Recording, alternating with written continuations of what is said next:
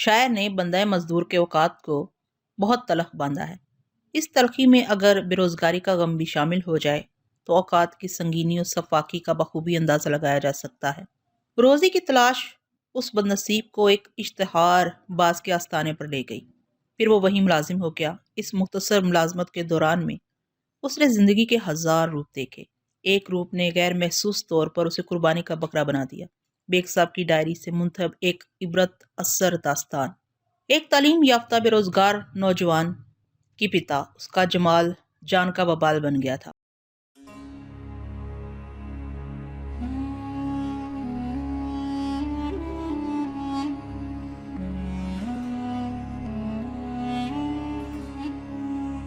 اصولی طور پر اس عمارت کا نام وکیل پلازا یا وکیل مینشن ہونا چاہیے، کیونکہ اس کے بیشتر دفاتر پر وکیلوں کا قبضہ ہے۔ سٹی کورٹ نزدیک ہونے کی سہولت کے پیش نظر میں نے بھی اپنا دفتر اسی 5 منزلہ عمارت میں بنا رکھا تھا۔ جو مصیبت زدہ شخص پہلی مرتبہ اس عمارت میں قدم رکھتا ہے، اس کے لیے اپنے مطلوبہ وکیل تک پہنچنا خاصا مشکل ثابت ہوتا ہے۔ یوں محسوس ہوتا ہے جیسے وہ وکیلوں کی ایک بلند و بالا مارکیٹ میں آ گیا ہو۔ اس عمارت کا اندرونی نظارہ خاصا دلچسپ اور حیرت افریح ہے۔ اسی بھیڑ باڑ اور افراد کا فائدہ اٹھا کر بعض اوقات موقع پرست وکیل ہاتھ دکھانے سے باز نہیں آتے۔ ان سے جب کسی وکیل کا پتہ پوچھا جائے تو وہ پوچھنے والے کے سوال کا جواب دینے کی بجائے اس کا انٹرویو شروع کر دیتے ہیں۔ ان کی کوشش ہوتی ہے کہ وہ آنے والے کے ان مسائل سے واقفیت حاصل کر لیں جن کے سبب وہ کسی وکیل سے ملنا چاہتا ہے۔ اس طریقہ کار پر عمل کر کے وہ بسا اوقات کلائنٹ گھیرنے میں کامیاب ہو جاتے ہیں۔ تاہم ایسے ہتھ کنڈے وہی لوگ استعمال کرتے ہیں جن کے پاس موکلات کی کمی ہوتی ہے۔ کامیاب اور مصروف وکلا کو تو سر کھجانے کی فرصت نہیں ہوتی۔ منیرہ بیگم نہایت ہی ثابت قدم اور مضبوط قوت ارادی کی مالک ایک ضعیف عورت تھی۔ وہ کئی لوگوں سے پوچھنے کے بعد بالآخر مجھ تک پہنچ ہی گئی، حالانکہ اسے ورگلانے کی بہت کوشش کی گئی تھی۔ میری سیکرٹری نے جب مجھے بتایا کہ منیرہ بیگم انتظار گاہ میں موجود ہے تو میں نے فوراً اپنے کمرے میں بلا لیا۔ منیرہ بیگم ایک کمر خمیدہ اور پستہ قامت عورت تھی۔ ممکن ہے اس کا قد مناسب ہو اور کمر کے خم نے اس کی قامت کو گھٹا دیا ہو۔ اس کی عمر 60 کے قریب رہی ہوگی۔ میں نے اسے بیٹھنے کے لیے کہا اور ایک کرسی کی جانب اشارہ کر دیا۔ وہ اللہ تمہارا بھلا کرے وکیل بیٹا کہتے ہوئے کرسی کھینچ کر بیٹھ گئی۔ چند سال قبل میں نے منیرہ کی کسی عزیزہ کا کیس لڑا تھا جس میں مجھے 100% کامیابی ہوئی تھی۔ چنانچہ جب منیرہ کو میری مدد کی ضرورت پیش آئی تھی اس نے میری ہی طرف رخ کیا۔ میری سیکرٹری کو فون کر کے اس نے یہاں کا پتہ سمجھ لیا تھا۔ میں منیرہ بیگم کی طرف متوجہ ہو گیا۔ آپ کے بارے میں سیکرٹری نے مجھے مختصراً بتایا ہے، میں نے ٹھہرے ہوئے لہجے میں کہا، لیکن میری سمجھ میں نہیں آ سکا کہ آپ کس سلسلے میں میری خدمات حاصل کرنا چاہتی ہیں۔ ذرا تفصیل بتائیں تو آپ کی آمد کا مقصد واضح ہو۔ وکیل صاحب، آپ نے مجھے پہچان تو لیا ہے نا؟ وہ بھرائی ہوئی آواز میں بولی۔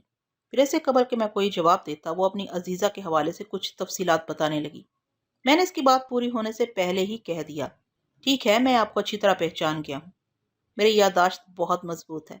اب آپ اپنے مسئلے کو بیان کریں۔ بات ختم کرتے ہی میں نے رف پیڈ اور قلم سنبھال لیا اور پھر سوالیہ نظر سے اپنے سامنے بیٹھی منیرہ بیگم کو دیکھنے لگا۔ وہ گلگیر آواز میں بولی، میرے بیٹے کو پولیس پکڑ کر لے گئی ہے۔ کس جرم میں؟ میں سیدھا ہو کر بیٹھ گیا۔ وہ ایک گہری سانس خارج کرنے کے بعد بولی، شاکر نے کوئی جرم نہیں کیا۔ پولیس نے کسی غلط فہمی کی بنا پر اسے گرفتار کر لیا ہے۔ میرا بیٹا ایسا نہیں ہے۔ وہ کسی انسان کے خون میں ہاتھ رنگ بیٹھے تو گویا معاملہ قتل کا ہے۔ میں نے ہونٹ سکیڑتے ہوئے کہا، شاکر نے کسی کو قتل نہیں کیا ہے وکیل صاحب۔ وہ اپنے موقف کو دہراتے ہوئے بولی، میرا بیٹا بے گناہ ہے۔ لگتا ہے کسی گہری سازش کے تحت اسے اس معاملے میں پھنسایا گیا ہے۔ قتل کے مقدمات میں عمومی طور پر ملزم کے لواحقین اسی قسم کے جذبات کا اظہار کرتے ہیں۔ ان کی نظر میں ملزم بے گناہ اور معصوم ہوتا ہے، لہٰذا وہ وکیل کی مدد سے اس کی باعزت رہائی کی کوشش کرتے ہیں۔ میرے سامنے اس وقت ایک ایسے شخص کی ماں موجود تھی، پولیس نے جسے قتل کے الزام میں گرفتار کر لیا تھا۔ میں اس بوڑھی عورت کے جذبات کو اچھی طرح سمجھ رہا تھا۔ میں نے منیرہ بیگم سے استفسار کیا، پولیس نے آپ کے بیٹے شاکر کو کب گرفتار کیا ہے؟ کل شام 4 بجے، اس نے جواب دیا۔ میں نے رف پیڈ پر معلومات درج کرتے ہوئے کہا، گویا اس واقعے کو 26-27 گھنٹے گزر گئے ہیں۔ ایک لمحے کے توقف کے بعد میں نے پوچھا، کیا پولیس نے آج صبح شاکر کو عدالت پہ پیش کیا تھا؟ اس نے اس بات میں جواب دیا اور بتایا، عدالت نے 7 روز کا ریمانڈ دیا ہے۔ پولیس تفتیش کر رہی ہے۔ 1 ہفتے کے بعد اسے دوبارہ عدالت پہ پیش کیا جائے گا۔ میں نے پوچھا، شاکر پر کس کے قتل کا الزام ہے؟ چمن شاہ، وہ نفرت امیز لہجے میں بولی۔ میں نے حیرت سے اسے دیکھا، کیا یہ کسی شخص کا نام ہے؟ हाँ, चमन शाह एक आमल कामल और तावीज गंडे का माहिर था, उसने बताया। इसकी नीम बरहना लाश आस्ताने के एक कमरे में पाई गई है। आपके बेटे की चमन शाह से क्या दुश्मनी थी? न दोस्ती और न दुश्मनी, वो बेजारी से बोली। शाकर चमन शाह के यहाँ मुलाजिम था। चमन शाह का आस्ताना कहाँ वाक़या है जहाँ से इसकी नीम बरहना लाश मिली है? मुनीरा बेगम ने जवाब दिया। चमन खासा मॉडर्न माहिर अमलियात था। उसने तारक रोड जैसे बाररौनक और महंगे इलाके में एक फ्लैट के अंदर अपना आस्ताना खोल रखा था, जहां वो अपने पास आने वालों से लंबी रकमें बटोरता था। मैंने शाकर को मना भी किया था, ऐसे जाली और फ्रॉड पीर के पास मुलाजमत करने की जरूरत नहीं, लेकिन उसने मेरी बात नहीं मानी। एक लम्हे को रुक कर वो बेबसी से बोली। वो बेचारा करता भी क्या? काफी अरसे से बेरोजगार था, जो काम भी मिला करने को तैयार हो गया। आजकल बेरोजगारी सबसे बड़ा अजाब है वकील साहब। वो एक खुली हकीकत बयान कर रही थी। मैं भला कैसे इनकार करता? दौर कोई सा भी हो, बेकारी और बेरोजगारी किसी लानत से कम नहीं। इसकी अजियत वही लोग महसूस कर सकते हैं जो कभी इस तजर्बे से गुजरे हों। मैंने मुनीरा बेगम से पूछा, शाकर अली के काम की नवीयत क्या थी? वो चमन शाह के आस्थाने के बारे में इश्तहार वगैरह बांटा करता था, उसने बताया। आस्थाने और चमन शाह की मशहूरी के सिलसिले में जो कुछ किया जा सकता है, इस शोबे को शाकर चला रहा था। फिर वो अपने बेटे की काम की तफसीलात बयान करने लगी। थोड़ी देर के बाद मैंने उससे पूछा, आपने बताया है कि कल शाम 4 बजे शाकर को गिरफ्तार किया गया है। ये गिरफ्तारी किस जगह अमल में आई? तारक रोड वाले इसी आस्थाने पर, उसने जवाब दिया। शाकर अली के मामले में मुझे खासी दिलचस्पी महसूस होने लगी। मेरे कुरेदने पर मुनीरा बेगम ने मजीद चंद बातें बताईं।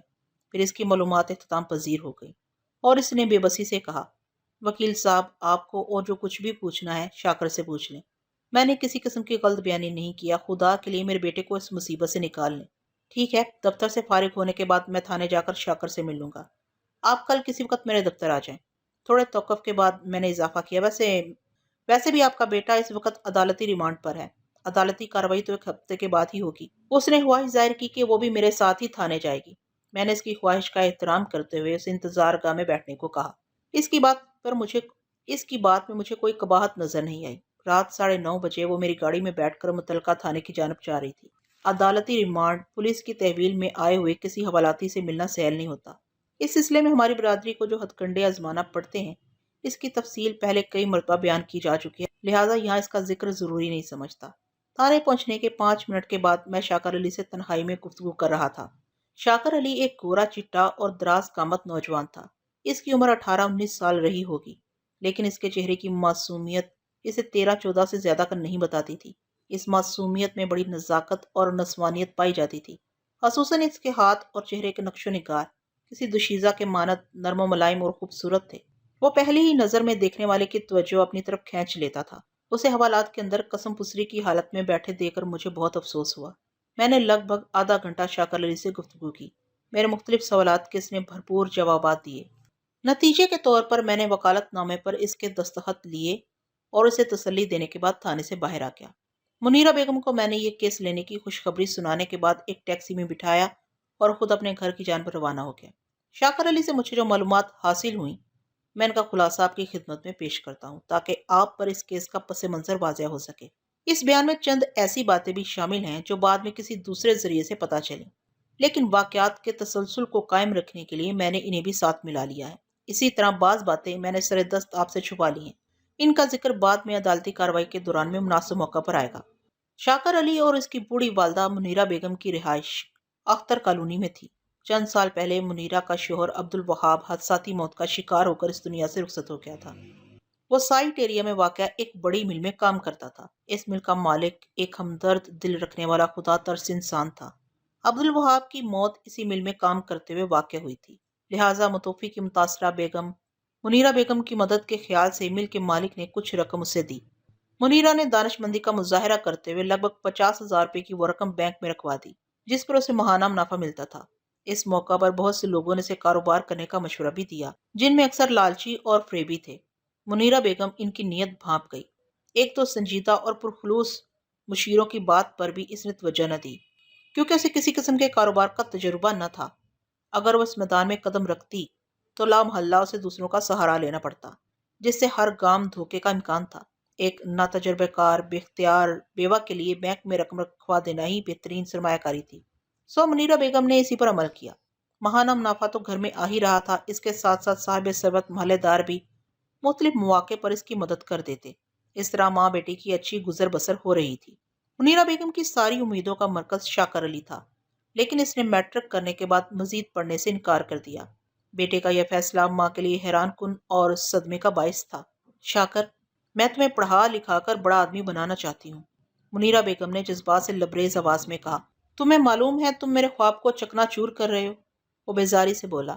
ماں، بڑا آدمی بننے کے لیے کسی بڑے اسکول یا کالج میں پڑھنا پڑتا ہے۔ میں تو ایسے ہی کسی اسکول میں داخلے کا تصور بھی نہیں کر سکتا۔ یہ تمہاری سوچ کا فطور ہے، منیرہ بیگم نے ڈانٹ امیز لہجے میں کہا۔ بڑا آدمی بننے کے لیے بلند عزائم اور کڑی محنت کی ضرورت ہوتی ہے۔ اس بات سے کوئی فرق نہیں پڑتا کہ اسکول کون سا ہے۔ بہت فرق پڑتا ہے ماں، وہ ایک لفظ پر زور دیتے ہوئے بولا۔ میں نے جس اسکول سے میٹرک کیا ہے وہاں اسٹوڈنٹ کی تعداد 26 اور اساتذہ 34 ہیں، جن میں سے زیادہ 4 حاضر ہوتے ہیں۔ ایسے تعلیمی مرکز میں پڑھائی کیا ہوگی؟ بیشتر سرکاری اسکولز کا بھی یہی حال ہے۔ جن اسکولز میں اچھی تعلیم ملتی ہے وہ بہت مہنگے ہیں، ہم وہاں کی فیسیں نہیں دے سکتے۔ شاکر علی کے بیان میں اگرچہ جذباتیت شامل تھی، لیکن وہ کسی قسم کے مبالغے سے کام نہیں لے رہا تھا۔ اعلیٰ درجے کے پرائیویٹ اسکولز آج سے 20-25 سال پہلے بھی بہت مہنگے تھے۔ محدود آمدنی والے لوگ آج کل تو ان اسکولز میں بچوں کو بھیجنے کا تصور بھی نہیں کر سکتے۔ منیرہ بیگم نے اپنے بیٹے کی دل شکستہ باتیں سنی تو تسلی امیز لہجے میں بولی۔ تم فکر نہ کرو میرے بچے، میں تمہیں کسی اچھے کالج میں بھیجوں گی۔ سب بیکار ہے، وہ مایوسی سے گردن ہلاتے ہوئے بولا۔ میں میٹرک میں اتنے شرمناک نمبرز لایا ہوں کہ اچھے تو کیا، کسی گئے گزرے کالج میں بھی مجھے مشکل ہی سے داخلہ مل سکے گا۔ اور وہ جملہ ادھورا چھوڑ کر متوقف ہوا، پھر کہنے لگا، میں نے فیصلہ کر لیا ہے کہ آگے بالکل نہیں پڑھوں گا۔ پھر تم کیا کرنے کا ارادہ رکھتے ہو؟ میں کام کروں گا، وہ قطعیت سے بولا۔ میں کل ہی ملازمت کی تلاش میں نکل جاؤں گا۔ ہماری گھریلو حالت کا بھی یہی تقاضا ہے کہ میں کچھ کما کر گھر میں لاؤں۔ آگے وقت بڑا سخت ہے، ایسے گزارا نہیں ہوگا۔ شاکر علی جن حقائق کا اظہار کر رہا تھا وہ منیرہ بیگم سے پوشیدہ نہیں تھے۔ وہ سخت محنت اور اولو العزمی کی حامی تھی، لیکن اس کے لیے یہ ممکن نہیں تھا کہ وہ بیٹے کو اپنے خیالات میں ڈھال سکے۔ اگر شاکر کا باپ زندہ ہوتا تو شاید صورتحال دوسری ہوتی۔ الغرض دوسرے روز سے شاکر نوکری کی تلاش میں اٹھ کھڑا ہوا۔ اس نے مختلف نوعیت کے کام کیے اور چھوڑ دیے۔ اس کے پاس کوئی ہنر نہیں تھا اور تعلیم اتنی کم تھی کہ وہ کسی جگہ ٹک نہ سکا۔ کہیں کام اسے پسند نہیں آیا اور کہیں وہ مالکان کی سمجھ میں نہ آ سکا۔ بلاخر گردش حالات اسے چمن شاہ ماہر عملیات و تفضیلات کے پاس لے آئی۔ چمن شاہ جیسے عاملین و کاملین اپنے دھندے کی پبلسٹی کے لیے دوسرے اور تیسرے درجے کے اخبارات میں متواتر اشتہارات دیتے ہیں۔ اس کے علاوہ اپنی تشہیر کے لیے ہینڈ بلز اور کارڈز وغیرہ بھی استعمال کرتے ہیں۔ شاکر علی اسی کام پر مامور تھا۔ وہ صبح اپنے گھر سے نکلتا اور مختلف علاقوں میں ہینڈ بلز بانٹتا پھرتا۔ علاوہ ازیں وہ بسوں کے اندر چمن شاہ کے پبلسٹی کارڈز بھی تقسیم کرتا تھا۔ ان بلز اور کارڈز پر بڑے دلچسپ اور توجہ مبذول کرنے والے بلند و بانگ دعوے درج ہوتے تھے۔ مثلاً، سنگ دل سے سنگ دل محبوب آپ کے قدموں میں، ہر مقصد میں کامیابی، روٹھے ہوئے من جائیں، بچھڑے ہوئے مل جائیں، ستاروں کی گردش کو پلٹنے کے ماہر، لوٹ پلٹ اور سفلی کاٹ کرنے والے ماہر عملیات چمن شاہ سے آج ہی ملیں، ہر کام کلام پاک کی مدد سے کیا جاتا ہے، وغیرہ وغیرہ۔ منیرہ بیگم نے اس نوکری کا نام سنتے ہی شاکر کو سختی سے منع کر دیا، لیکن اس نے یہ کہہ کر ماں کو تسلی دے دی کہ جب تک کوئی اچھی اور مناسب ملازمت نہیں ملتی وہ چمن شاہ کی پبلسٹی کا کام کرے گا۔ چمن شاہ نے اسے 500 روپے تنخواہ پر رکھا تھا۔ آج سے لگ بھگ 25 سال پہلے 500 روپے کو خاصی معقول تنخواہ سمجھا جاتا تھا۔ یہ آج کل کے 8,000 روپے ہوں گے۔ شاکر علی کو چمن شاہ کے پاس کام کرتے ہوئے 2 ماہ ہی ہوئے تھے کہ اسے چمن شاہ کے قتل کے الزام میں گرفتار کر لیا گیا۔ شاکر کی زبانی مجھے چمن شاہ کے بارے میں بھی اچھی خاصی معلومات حاصل ہوئیں، جن کا ذکر دلچسپی سے خالی نہ ہوگا۔ شاکر نے مختصر سے عرصے میں بہت کچھ معلوم کر لیا تھا۔ میں یہاں جو کچھ بیان کر رہا ہوں اس میں چند ایسی باتیں بھی ہیں جو بعد میں مجھے دوسرے ذرائع سے معلوم ہوئیں۔ چمن شاہ کا آستانہ کسی زمانے میں ریلوے کالونی میں ہوا کرتا تھا۔ وہ کبیر شاہ نامی شخص کے ساتھ مل کر وہ آستانہ چلاتا تھا۔ آستانے کا نام آستانہ عالیہ فیضیہ ہوا کرتا تھا۔ پھر ان دونوں میں پھوٹ پڑ گئی۔ پھوٹ کے بارے میں متضاد اور مختلف آراء پائی جاتی تھی۔ بعض لوگوں کا خیال تھا کہ ان کے بیچ مال کی تقسیم پر جھگڑا ہوا تھا۔ کچھ کا کہنا تھا وہ دونوں اپنے علم و عمل کی بلندی اور پستی میں الجھ بیٹھے تھے۔ ایک طبقہ ایسا بھی تھا جو ان دونوں کے درمیان وجہ تنازع ایک خوبصورت نوجوان لڑکے کو قرار دے رہا تھا۔ چند روز بعد کبیر شاہ نے PIB کالونی میں آستانہ کبیریہ کے نام سے دھندا شروع کر دیا۔ البتہ چمن شاہ پورے 6 ماہ تک منظر سے غائب رہا۔ کچھ لوگوں کا خیال تھا وہ کراچی کو خیر آباد کہہ کر کسی دوسرے شہر نکل گیا ہے۔ ریلوے کالونی والے آستانے پر ہی چمن شاہ نے نادرا نامی ایک حسین ترادار لڑکی سے شادی بھی کر لی تھی۔ وہ اپنی بیوی کے ساتھ اچانک غائب ہو گیا تھا۔ کبیر شاہ غیر سرکاری طور پر ابھی تک کنوارا تھا۔ جب تک وہ چمن شاہ کے ساتھ مل کر کام کر رہا تھا، اس کی رہائش بھی چمن شاہ کے گھر میں ہی تھی، لیکن پی آئی بی والا آستانہ کھولنے کے بعد اس نے ناظم آباد میں رہائش اختیار کر لی تھی۔ اس کا خیال تھا کہ کاروبار اور رہائش تو مختلف جگہوں پر ہونا چاہیے۔ چمن شاہ بڑے تمتمراک کے ساتھ دوبارہ منظر میں نمودار ہوا۔ اب اس کا انداز اور طور طریقے بدلے ہوئے تھے۔ وہ کام تو وہی کر رہا تھا، لیکن ذرا ماڈرن اور جدید سٹائل سے۔ اس نے تارک روڈ کی ایک کمرشل بلڈنگ میں پورا فلیٹ حاصل کر کے اس میں اپنا جدید آستانہ کھول لیا تھا۔ اس آستانے میں باقاعدہ ویٹنگ روم اور ریسیپشن موجود تھا۔ ریسیپشن تھا تو ظاہر ہے ریسیپشنسٹ بھی تھی۔ ایک کمرہ چمن شاہ کے اسسٹنٹ کے لیے تھا۔ ویٹنگ روم میں طویل انتظار کے بعد سائل چمن شاہ کے نائب کے پاس پہنچتا تو وہ سرگوشیانہ انداز میں اس کا طویل انٹرویو کرتا۔ سائل ریسیپشنسٹ کو پہلے ہی فیس ادا کر چکا ہوتا، لہٰذا ان صبر آزما مراحل سے گزرنا اس کی مجبوری تھی۔ انٹرویو مکمل ہونے کے بعد اسسٹنٹ چمن شاہ کے کمرے یعنی کہ حجرہ خاص میں پہنچتا، اسے سائل کے مسائل کے بارے میں تفصیلاً بتاتا۔ کچھ ہی دیر بعد مصیبت زدہ شخص کو چمن شاہ کے پاس بھیج دیا جاتا۔ چمن شاہ کا حجرہ خاص 2 حصوں پر مشتمل تھا۔ فرشی نشست کو وہ ریلوے کالونی والے آستانے پر ہی چھوڑ آیا تھا۔ تارک روڈ والے آستانے کو اس نے جدید خطوط پر استوار کیا تھا۔ اس کے باوجود بھی وہ اسے آستانہ کہلوانے پر زور دیتا۔ یہ اس کا ایک کاروباری نکتہ تھا۔ موجودہ آستانہ کسی نیشنل کمپنی کے ویل ڈیکوریٹڈ آفس کا نمونہ پیش کرتا تھا۔ چمن شاہ کے حجرے کا ایک حصہ اس کے دفتر کے طور پر استعمال ہوتا، جبکہ دوسرا پورشن اس کا ریسٹ روم تھا۔ چمن شاہ کیلویلے کا عادی تھا۔ لنچ کے بعد وہ 1 گھنٹے کے لیے ریسٹ روم میں بند ہو جاتا۔ اس جدید آستانے کے اخراجات پورے کرنے کے لیے چمن شاہ نے تگڑی فیس رکھی تھی۔ صرف اسے ملاقات کے لیے سائل کو 200 روپے ادا کرنا پڑتے، جو وہ آستانے میں داخل ہوتے ہی استقبالیہ لڑکی کے پاس جمع کرواتا، پھر انتظار گاہ میں بیٹھ کر اپنی باری شمار کرنے لگتا۔ اس زمانے میں 200 روپے خاصی بھاری فیس تھی، جو کسی بھی اسپیشلسٹ ڈاکٹر کی فیس سے زیادہ تھی۔ ملاقات کے بعد چمن شاہ سائل کے لیے جو تجویز کرتا وہ اس فیس کے علاوہ ہوتا۔ وہ ایک فراڈ کے کام میں لوگوں کو اونچے پیمانے پر کاٹ رہا تھا۔ اس کے پاس آنے والوں میں زیادہ تعداد صاحب ثروت افراد کی تھی۔ یہ اسی آستانے کی مہربانی تھی کہ چمن شاہ نے گلشن اقبال ایک اچھے 100 گز پر بنا ہوا 2 منزلہ بنگلہ بھی حاصل کر لیا تھا۔ شاکر علی بڑی تندہی سے کام کر رہا تھا۔ اس دوران میں اس پر بہت سی باتیں منکشف ہوئیں۔ چمن شاہ کا دھندا تو رہا ایک طرف، خود اس کی ذات کے حوالے سے شاکر کے کان میں جو بات پڑی وہ اس کے لیے ناقابل یقین اور عجیب تھی۔ پھر ایک روز اس کے سامنے سب کچھ عیاں ہو گیا۔ چمن شاہ نے تنہائی کے وقت اسے اپنے حجرے میں طلب کیا۔ وہ لنچ سے فارغ ہو چکا تھا اور اس وقت کیلویلے کے لیے ریسٹ روم میں لیٹا ہوا تھا۔ شاکر علی اس کے پاس پہنچا تو چمن شاہ اٹھ کر بیٹھ گیا، پھر اسے بھی اپنے پاس بیٹھنے کو کہا۔ شاکر علی تھوڑے سے تامل کے بعد اس کے نزدیک بیٹھ گیا۔ اس کا ذہن ہزارہ اندیشوں میں گھرا ہوا تھا۔ اسے چمن شاہ کی جس عادت بد کی بھنک ملی تھی، وہ معاشرے کی نظر میں ناپسندیدہ اور قابل مذمت تھی۔ شاکر علی خدشات کے بھنور میں چکرا رہا تھا کہ چمن شاہ کی بھاری آواز اس کی سماع سے ٹکرائی۔ کیا تمہیں میرے پاس بیٹھ کر کسی قسم کا ڈر محسوس ہو رہا ہے؟ نہیں۔ شاکر علی گڑبڑا گیا۔ چمن شاہ نے پوچھا، پھر تم اتنی دور کیوں بیٹھے ہو؟ آپ نے شاید کسی ضروری کام سے مجھے بلایا تھا۔ ٹھیک کہتے ہو۔ وہ معنی خیز انداز میں شاکر کے چہرے کا جائزہ لینے لگا۔ مجھے تم سے ایک بہت ضروری کام ہے، لیکن تم اس قدر سہمے ہوئے ہو کہ بتانا فضول ہے۔ ذرا ایزی ہو کر بیٹھو تو بات کرتے ہیں۔ میں بالکل ٹھیک بیٹھا ہوں۔ شاکر اس کے مقاصد کی تہہ تک پہنچتے ہوئے بولا، آپ کو جو کہنا ہے کہہ ڈالیں۔ چمن شاہ چند لمحے کھوجتی ہوئی نظر سے اسے دیکھتا رہا، پھر ٹھہرے ہوئے لہجے میں گویا ہوا۔ اس مرتبہ اس کا انداز خاصا بدلا ہوا تھا، تاہم اس کی آنکھوں میں اڑنے والی ہوس کی چنگاریاں شاکر کی نگاہ سے پوشیدہ نہ رہ سکیں۔ چہرہ کسی بھی انسان کی سوچ کا آئینہ ہوتا ہے، اور چمن شاہ کے چہرے پر موجود تاثرات شاکر کو کسی اور ہی دنیا کی کراہیت بھری کہانیاں سنا رہے تھے۔ میں نے تمہیں اس وقت اپنے پاس اس لیے بلایا ہے کہ تمہاری محنت کا اعتراف کر سکوں، چمن شاہ نے منافقت بھرے انداز میں کہا۔ تمہاری خدمات کے نتیجے میں میرا دھندا خوب چمک رہا ہے۔ حالانکہ تمہیں میرے پاس کام کرتے ہوئے زیادہ عرصہ نہیں ہوا، لیکن اس 1.5-2 ماہ میں تم نے ایسی جان توڑ محنت کی ہے، آستانے کی آمدنی میں نمایاں اضافہ ہوا ہے۔ تمہیں دیکھ کر مجھے خوشی بھی ہوتی ہے اور افسوس بھی۔ چمن شاہ کے آخری الفاظ نے شاکر کو چونکنے پر مجبور کر دیا۔ اس نے سوالیہ نظر سے چمن شاہ کو دیکھا۔ خوشی اور افسوس ایک ساتھ کیوں؟ چمن شاہ تھوڑی دیر تک اس بات میں گردن چھٹکتا رہا، پھر خلا میں گھورتے ہوئے بولا، مجھے خوشی اس بات کی ہے کہ تم پوری دیانتداری سے میرے کاروبار کو پھیلانے میں مدد دے رہے ہو۔ میں تمہارے کام سے مطمئن ہوں۔ آج کل اتنے محنتی اور ایماندار ورکرز ڈھونڈے نہیں ملتے۔ تم سے پہلے میرے پاس جو لڑکا کام کرتا تھا، وہ بہت بےایمان اور بدماش تھا۔ وہ آستانے سے بیگ بھر کر پمفلٹ، ہینڈ بلز اور پبلسٹی کارڈز لے جاتا، پھر انہیں کسی کچرے میں پھینک کر واپس آ جاتا۔ مجھے جب اس کی کارکردگی پر شک ہوا تو میں نے اس کی نگرانی کا بندوبست کیا۔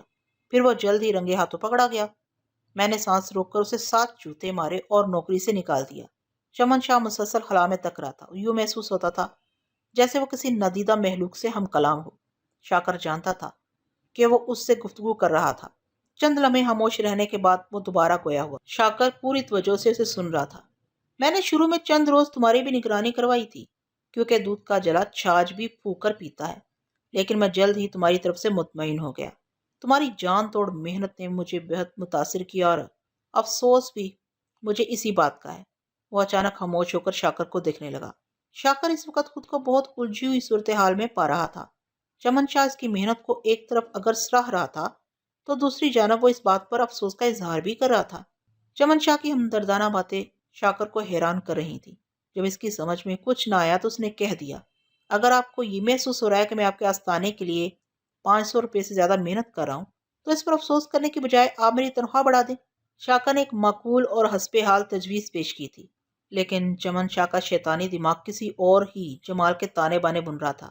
وہ شاکر علی کو گہری نظر سے گھورتے ہوئے بولا، میں تمہاری تنخواہ میں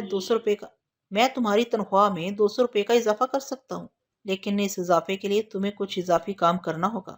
اس کے بعد چمن شاہ نے نہایت ہی پرکار الفاظ میں اپنے مکروہ عزائم شاکر علی پر کھول دیے۔ اب چمن شاہ شاکر علی پر پوری طرح عیاں ہو چکا تھا۔ اس نے مصلحت سے کام لیتے ہوئے کہا، میں فوری طور پر آپ کو کوئی جواب نہیں دے سکتا، مجھے سوچنے کا موقع دیں۔ ٹھیک ہے، میں تمہیں 1 ہفتے کی مہلت دیتا ہوں۔ چمن شاہ ایک دم بے حد سنجیدہ ہو گیا۔ شاکر علی چمن شاہ کے حجرے سے باہر آ گیا۔ وہ کسی بھی صورت چمن شاہ کی بات ماننے پر آمادہ نہیں ہو سکتا تھا۔ اس نے چمن شاہ کی پیشکش پر کسی شدید رد عمل کا اظہار اس لیے نہیں کیا تھا کہ ابھی اس کے پاس 1 ہفتے کا وقت محفوظ تھا۔ اس دوران میں وہ کوئی دوسری ملازمت تلاش کر لیتا، اور یہ بات تو طے تھی کہ اب اسے چمن شاہ کے پاس ملازمت کو جاری نہیں رکھنا تھا۔ 1 ہفتے کے بعد اگر وہ اس کے حسب منشا جواب نہ دیتا تو پھر اس کی نوکری کی ضمانت نہیں دی جا سکتی تھی۔ چمن شاہ یہ برداشت کر ہی نہیں سکتا تھا کہ اس کا معمولی سا ملازم اس کی کسی خواہش سے انکار کر دے۔ وہ چمن شاہ کے حجرے سے باہر آیا تو چمن شاہ کا اسسٹنٹ انیک بڑی معنی خیز نظروں سے اسے تکنے لگا۔ شاکر کے دماغ میں چور تھا، اس لیے وہ یہی سمجھا کہ انیک اس پر شک کر رہا ہے۔ یہ پہلا موقع تھا کہ وہ چمن شاہ کے حجرے میں بلکہ ریسٹ روم میں تنہائی میں وقت گزار کر آیا تھا، ورنہ اس سے پہلے وہ جب بھی چمن شاہ سے ملا لوگوں کی موجودگی میں ملا تھا۔ دوسرے روز بھی انیک اسے ایسی نظر سے دیکھتا رہا جیسے شاکر کوئی مجرم ہو۔ شاکر اس کو نظر انداز کرتا رہا۔ وہ خواہ اسے الجھنا نہیں چاہتا تھا۔ اسے معلوم تھا چمن شاہ کی طرح انیک بھی کم خطرناک نہیں ہے۔ تیسرے روز موقع پا کر انیک نے اسے اپنے پاس بلا لیا۔ کیا بات ہے شہزادے، وہ بڑے خوشگوار لہجے میں بولا۔ اس وقت اتفاق سے آستانے پر ان دونوں کے سوا اور کوئی بھی نہیں تھا۔ تم بڑے اکھڑے دکھائی دے رہے ہو، مجھ سے ایسی کیا خفگی پیارے؟ شاکر کو اس کے انداز پر بڑی حیرت ہوئی۔ انیک ایک سخت مزاج اور روب داب والا شخص تھا، لیکن اس وقت وہ بڑے دوستانہ اور بے تکلفی کے انداز میں بات کر رہا تھا۔ اس کا یہ رویہ بےمعنی نہیں ہو سکتا تھا، ضرور دال میں کچھ کالا تھا۔ میری آپ سے کیا ناراضگی ہو سکتی ہے جناب؟ شاکر نے معتدل لہجے میں کہا۔ میں دیکھ رہا ہوں چند روز سے تم بہت اونچی ہوا میں اڑ رہے ہو۔ ایسی کوئی بات نہیں، شاکر نے کہا۔ وہ فلسفیانہ انداز میں بولا، بیٹا 4 دن کی چاندنی اور پھر اندھیری رات ہے۔ میں نے ایسے بہت سے تماشے دیکھے ہیں۔ پتہ نہیں آپ کس قسم کی الٹی سیدھی باتیں کر رہے ہیں۔ جو باتیں ابھی تمہیں الٹی نظر آ رہی ہیں بعد میں سیدھی ہو جائیں گی۔ شاکر نے بیزاری سے اسے دیکھا۔ میری کچھ سمجھ میں نہیں آ رہا آپ کیا کہہ رہے ہیں۔ اب تم اتنے بچے بھی نہیں ہو، انیک نے اس کی آنکھوں میں جھانکتے ہوئے کہا۔ شاکر نے اسے بحث کرنا مناسب نہ سمجھا اور لنچ کا بہانہ کر کے آستانے سے نکل گیا۔ وہ دوپہر کا کھانا باہر کھاتا تھا، اس کی شروع ہی سے عادت تھی، حالانکہ انیک اور استقبالیہ لڑکی نازیہ آستانے پر کھانا کھاتے تھے۔ آفس بوائے جمشید چمن شاہ اور ان دونوں کے لیے الگ الگ کھانے لے کر آتا تھا، کیونکہ ان لوگوں کے کھانے کے اوقات میں اچھا خاصا فرق تھا۔ ٹھیک 1 ہفتے کے بعد چمن شاہ نے دوبارہ تنہائی میں شاکر سے بات کی، اور جواب میں شاکر نے اس کی خواہش پوری کرنے سے انکار کر دیا۔ چمن شاہ نے معنی خیز انداز میں گردن ہلاتے ہوئے صرف اتنا کہا، ٹھیک ہے تم جاؤ اپنا کام کرو۔ شاکر نے چمن شاہ کے الفاظ میں پوشیدہ دھمکی کو واضح طور پر محسوس کر لیا۔ اسے کسی بات کا ڈر خوف نہیں تھا، اگرچہ وہ ابھی تک کوئی متبادل نوکری تلاش نہیں کر سکا تھا، لیکن چند روز بے روزگاری اس کے لیے اتنا بڑا مسئلہ نہیں تھا۔ وہ بارہا اس طرح تجربے سے گزر چکا تھا۔ اگر چمن شاہ اسے کھڑے کھڑے بھی ملازمت سے نکال دیتا تو زیادہ پریشانی کی بات نہیں تھی۔ اس نے اپنی ذہنی الجھن دور کرنے کی غرض سے کہا، شاہ جی میں کوئی دوسری ملازمت دیکھ رہا ہوں، مجھے یہ مہینہ پورا کر لینے دیں۔ تم خواہ مخواہ فکر مند ہو رہے ہو، وہ تسلی امیز لہجے میں بولا۔ تمہیں نوکری سے کون نکال رہا ہے؟ تم جب تک چاہو میرے آستانے پر کام کر سکتے ہو، میں تمہاری خدمات سے مطمئن و خوش ہوں۔ اگرچہ چمن شاہ اس وقت بڑے میٹھے انداز میں بات کر رہا تھا، لیکن شاکر جانتا تھا وہ دل میں کس طرح پھنکار رہا ہوگا۔ وہ کسی بحث مباحثے میں الجھے بغیر اس کے کمرے سے نکل آیا۔ جب انسان کا دل ایک مرتبہ کسی جگہ سے اکڑ جائے تو پھر وہ وہاں سے دور ہونے کی کوشش کرتا ہے۔ شاکر بھی اب اس آستانے پر کام نہیں کرنا چاہتا تھا۔ وہ اس مہینے کے باقی ماندہ دن پورے کر رہا تھا کہ وہ واقعہ پیش آ گیا جس کے طفیل آج وہ پولیس کی تحویل میں تھا۔ میں نے شاکر علی سے وقوعہ کے روز پیش آنے والے حالات کے بارے میں بھی مختلف سوال کیے۔ اس نے بتایا کہ وہ اس روز حسب معمول آستانے پر پہنچا، پھر اپنے کام پر روانہ ہو گیا۔ وہ دوپہر تک چمن شاہ کی اشتہاری مہم میں مصروف رہا، پھر واپس آستانے پر آ گیا۔ انیک نے اس سے کہا کہ چمن شاہ اسے یاد کر رہا ہے۔ وہ سمجھ گیا آج اس کی چھٹی ہونے والی ہے۔ وہ بے خوف و خطر چمن شاہ کے حجرے میں پہنچ گیا، لیکن چمن شاہ وہاں موجود نہیں تھا۔ شاکر یہی سمجھا کہ وہ ریسٹ روم میں آرام کر رہا ہوگا۔ ویسے بھی چمن شاہ کے کیلبلے کا وقت تھا۔ ریسٹ روم کا دروازہ بھی بھیڑا ہوا دکھائی دے رہا تھا۔ وہ چند لمحے دفتری حصے میں بیٹھ کر چمن شاہ کا انتظار کرتا رہا، لیکن وہ ریسٹ روم سے باہر نہ نکلا۔ مزید کچھ انتظار کے بعد وہ چمن شاہ کے کمرے سے نکل کر انیک کے پاس آ گیا اور اس سے کہا، شاہ جی تو اپنے کمرے میں موجود نہیں ہیں، ابھی تھوڑی دیر پہلے تو وہ وہیں تھے۔ انیک نے پرسوچ انداز میں کہا، تمہارے آنے سے 1 منٹ قبل ہی تو انہوں نے تمہارے بارے میں پوچھا تھا۔ ہو سکتا ہے وہ دوسرے حصے میں جا کر لیٹ گئے ہوں، کیا تم نے ریسٹ روم میں جا کر دیکھا ہے؟ شاکر نے نفی میں سر ہلا دیا۔ اور ریسٹ روم کا دروازہ بند ہے اور میں نے اس طرف جانے کی کوشش کی اور نہ ہی ضرورت محسوس کی، تا پھر چمن شاہ یقیناً ریسٹ روم میں سو رہے ہوں گے۔ انیک نے خیال انگیز لہجے میں کہا، تم بعد میں ان سے ضرور مل لینا۔ ایک لمحے کے توقف سے اس نے پوچھا، اب تم کیا کرو گے؟ مجھے شدید بھوک لگ رہی ہے، شاکر نے پیٹ پر ہاتھ پھیرتے ہوئے کہا، میں لنچ کے لیے باہر جاؤں گا۔ پھر شاکر علی اپنا بیگ ریسیپشنسٹ نازیہ کے پاس رکھوا کر آستانے سے باہر نکل گیا۔ اس بیگ میں پبلسٹی کے ہینڈ بلز، پمفلٹ اور کارڈ وغیرہ بھرے ہوئے تھے۔ شاکر عموماً وہ بیگ نازیہ کے پاس رکھوا دیا کرتا تھا۔ نازیہ سے اس کی اچھی بنتی تھی۔ نازیہ 25 سال کی ایک خوش شکل لڑکی تھی۔ اس کو آستانے پر کام کرتے ہوئے زیادہ عرصہ نہیں ہوا تھا۔ اس روز شاکر کو لنچ پر اچھی خاصی تاخیر ہو گئی۔ جب لگ بھگ 4 بجے وہ واپس آستانے پر آیا تو وہاں کا نقشہ ہی الٹا ہو چکا تھا۔ وہاں چمن شاہ کی بیگم کے علاوہ چند پولیس والے بھی موجود تھے۔ شاکر نے جیسے ہی آستانے میں قدم رکھا، چمن شاہ کے اسسٹنٹ انیک نے اس کی جانب اشارہ کرتے ہوئے چلا کر کہا، یہی ہے قاتل، اسے فوراً گرفتار کر لیا جائے۔ اس کے الفاظ ختم ہوئے ہی تھے کہ پولیس والوں نے آگے بڑھ کر شاکر کو حراست میں لے لیا۔ پوسٹ مارٹم کی رپورٹ کے مطابق ماہر عملیات چمن شاہ کی موت دوپہر 1 اور 3 کے درمیان واقع ہوئی تھی۔ وہ اپنے حجرے کے دوسرے حصے یعنی ریسٹ روم میں مردہ پایا گیا تھا۔ اس کی موت کا سبب ریوالور کی 2 گولیاں تھیں جو اس کے سینے میں عین دل کے مقام پر پیوست پائی گئیں۔ یہ دونوں فائر سائلنسر لگے ریوالور سے کیے گئے تھے۔ پولیس رپورٹ کے مطابق آلہ قتل موقع واردات سے برآمد کر لیا گیا تھا۔ پولیس نے جب آستانے کی مکمل تلاشی لی تو شاکر کے بیگ میں سے وہ ریوالور مل گیا جس کی مدد سے چمن شاہ کو قتل کیا گیا تھا۔ یہ وہی بیگ تھا جو لنچ پر جانے سے پہلے شاکر نے نازیہ نامی استقبالیہ لڑکی کے پاس رکھوایا تھا۔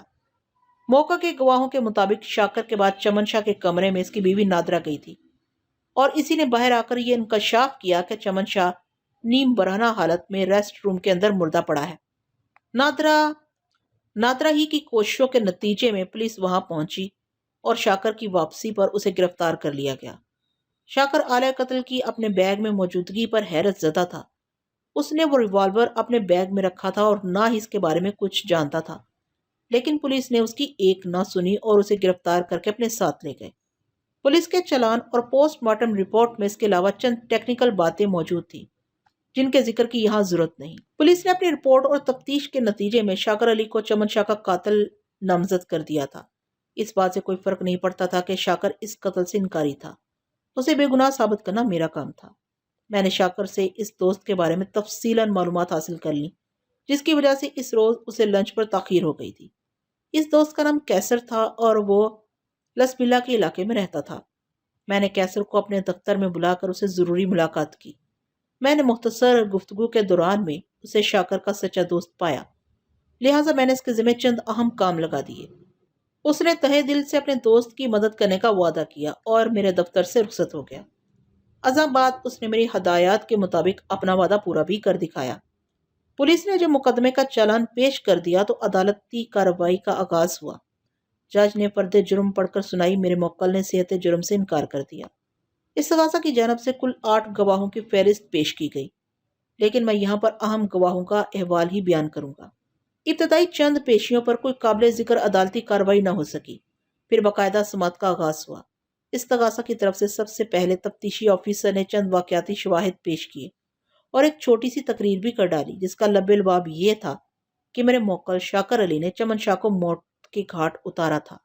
میں جج کی اجازت حاصل کرنے کے بعد انکوائری آفیسر کی جانب بڑھا۔ وہ رینک کے اعتبار سے ایک سب انسپیکٹر تھا۔ آئیو صاحب، میں نے اسے مخاطب کرتے ہوئے کہا، آپ کو کب اور کس نے یہ اطلاع دی کہ تارک روڈ والے آستانے پر چمن شاہ کو قتل کر دیا گیا ہے؟ جواب دینے سے پہلے اس نے ہنسی ناپسندیدہ نظر سے مجھے دیکھ کر بولا، پولیس اسٹیشن فون کرنے والی مقتول کی وائف نادرا تھی اور ہمارے روزنامچے کے مطابق اس قتل کی اطلاع وقوع کے روز لگ بھگ 3 بجے دی گئی تھی۔ لگ بھگ کیوں؟ میں نے تیز نظر سے گھورا۔ آپ لوگ تو باقاعدہ وقت نوٹ کرتے ہیں اور بعض مستعد اور فرض شناس پولیس والے تو اس وقت کو گھنٹے، منٹ اور سیکنڈ میں درج کرنا ضروری سمجھتے ہیں۔ بجا فرمایا آپ نے، وہ طنزیہ انداز میں بولا۔ میں نے لگ بھگ کے الفاظ محض آسانی کی خاطر استعمال کیے ہیں، ورنہ چمن شاہ کے قتل کی اطلاع ہمیں 2:59 اور چند سیکنڈ پر ملی تھی۔ آپ جائے وقوع پر کتنے بجے پہنچے تھے؟ 3:31 پر، اس نے ترش لہجے میں کہا اور پوچھا، اگر ضرورت ہو تو سیکنڈ بھی بتا دوں؟ اس کی کوئی ضرورت نہیں، شکریہ، میں نے سرسری انداز میں کہا۔